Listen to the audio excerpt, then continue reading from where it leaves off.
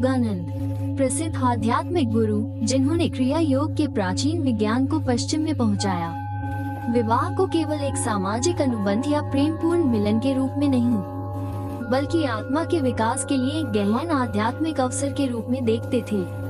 उनकी शिक्षाएं बताती हैं कि जब विवाह को सही ढंग से समझा और अपनाया जाता है, तो एक पवित्र प्रयोगशाला बिना शर्त प्रेम विकसित करने और आध्यात्मिक विकास को गति देने की।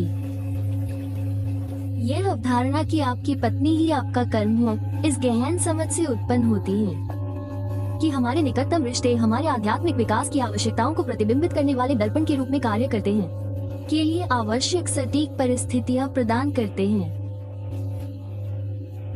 विकास योगानंद के विश्व दृष्टिकोण में जीवन में कुछ भी आकस्मिक नहीं है। जिस आत्मा से हम विवाह करते हैं, जिन चुनौतियों का हम सामना करते हैं और वैवाहिक मिलन से जो सबक मिलते हैं, वे सभी दिव्य बुद्धि द्वारा हमें आध्यात्मिक विकास के लिए आवश्यक चीजें प्रदान करने के लिए संचालित होते हैं। ये दृष्टिकोण विवाह को व्यक्तिगत सुख की खोज से पारस्परिक आध्यात्मिक विकास के लिए एक पवित्र प्रतिबद्धता में बदल देता है। योगानंद ने विवाह में लोगों को एक साथ लाने वाले दो प्रकार के आकर्षणों में अंतर किया। पहला आकर्षण, जिसे उन्होंने पशु चुंबकत्व कहा, मुख्यतः शारीरिक इच्छा, भावनात्मक आवश्यकताओं और अहंकार की संतुष्टि पर आधारित आकर्षण है। हालांकि आकर्षण का ये रूप स्वाभाविक है और स्वाभाविक रूप से गलत नहीं है।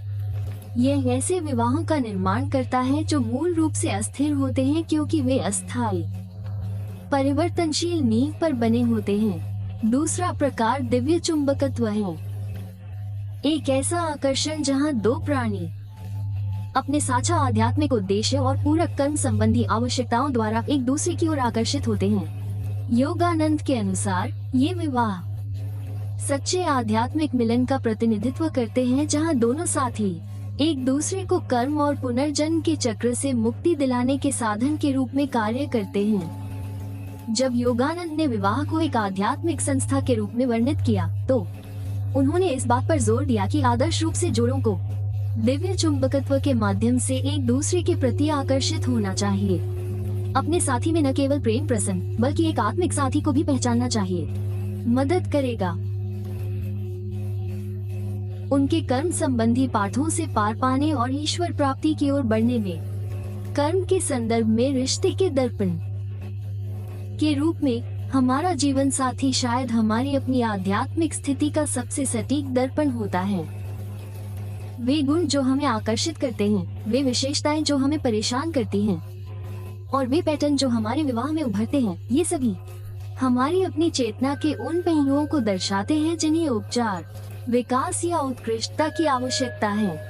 योगानंद ने सिखाया कि हम ऐसे साथी को आकर्षित करते हैं जो उन गुणों को धारण करते हैं जिन्हें हमें विकसित करने की आवश्यकता है, और उन चुनौतियों को भी जिन्हें हमें दूर करना है।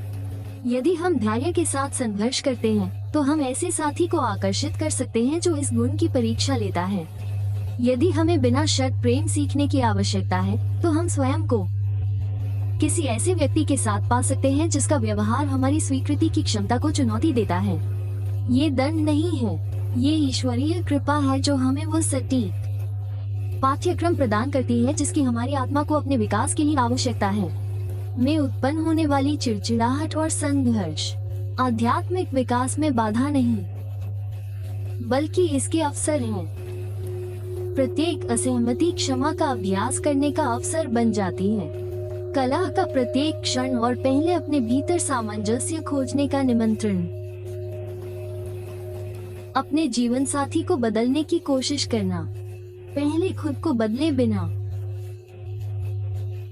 हमें अपनी चेतना पर काम करना चाहिए, और जैसे जैसे हम ऐसा करते हैं, हमारे बाहरी रिश्ते स्वाभाविक रूप से बदल जाते हैं। योगानंद ने सिखाया कि सफल आध्यात्मिक विवाह के लिए प्रेम को 3 अलग अलग लेकिन परस्पर जुड़े स्तरों, शारीरिक, मानसिक और आध्यात्मिक। कई विवाह इसलिए असफल हो जाते हैं क्योंकि जोड़े इनमें से केवल 1 या 2 आयामों पर ही ध्यान केंद्रित करते हैं और बाकी की उपेक्षा करते हैं। भौतिक धरातल पर योगानंद ने संयम और शारीरिक अंतरंगता को केवल इंद्रिय तृप्ति से ऊपर उठाकर आत्मा के मिलन की अभिव्यक्ति बनाने की वकालत की। उन्होंने सिखाया कि जब शारीरिक मिलन को श्रद्धा और आध्यात्मिक जागरूकता के साथ किया जाता है तो यह एक पवित्र क्रिया बन सकती है जो जोड़े के एक दूसरे और ईश्वर के साथ संबंध को गहरा करती है। मानसिक धरातल पर सफल विवाह के लिए बौद्धिक अनुकूलता, साझा मूल्यों और दोनों के बारे में प्रभावी ढंग से संवाद करने की क्षमता की आवश्यकता होती है। सांसारिक और गहन मामलों में जोड़ों को एक दूसरे के मानसिक और भावनात्मक विकास में सहयोग करने में सक्षम होना चाहिए। मित्र और विश्वास पात्र होने के साथ साथ रोमांटिक साथी भी बनना चाहिए।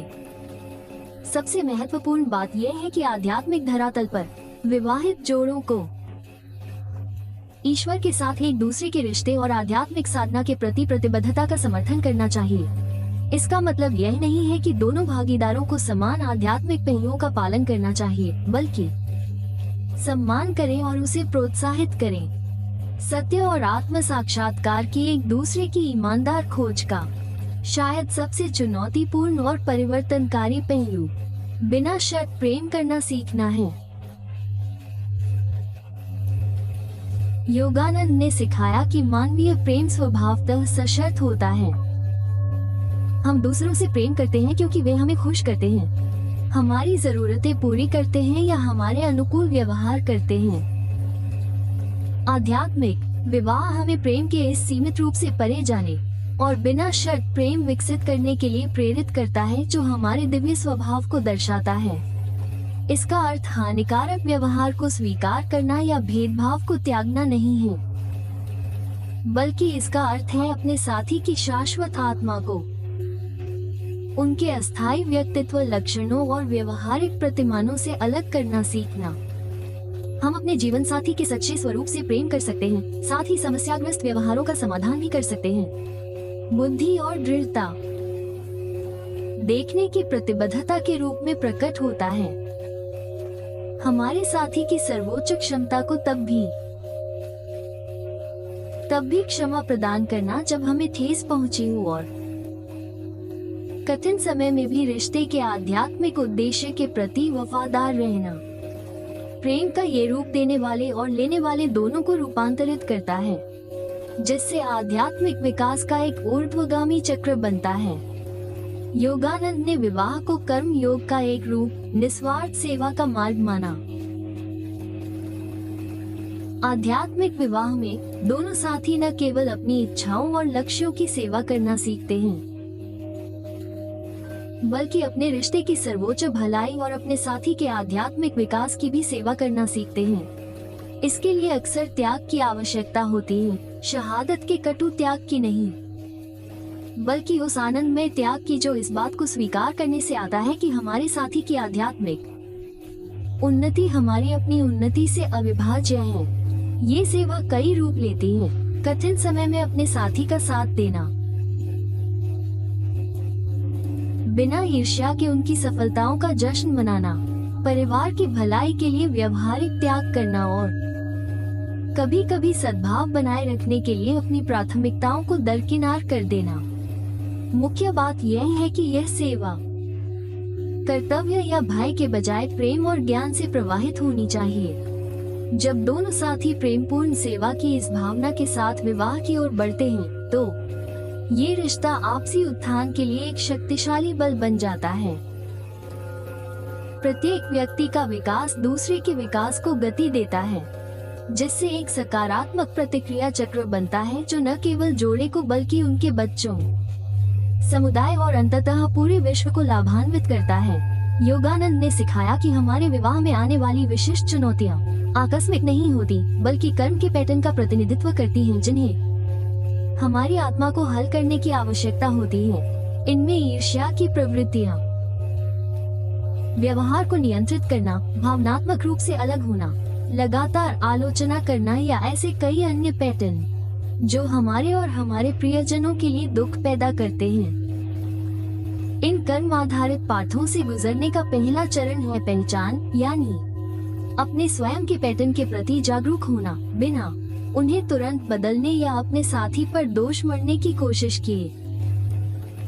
इसके लिए उस क्षमता का विकास आवश्यक है जिसे योगानंद ने साक्षी चेतना कहा है, यानी अपने विचारों, भावनाओं और व्यवहारों को अनासक्त जागरूकता के साथ देखने की क्षमता। अक्सर हमारे जीवन साथी में जो पैटर्न हमें सबसे ज्यादा परेशान करते हैं, वे हमारे भीतर के अनसुलझे मुद्दों का प्रतिबिंब होते हैं।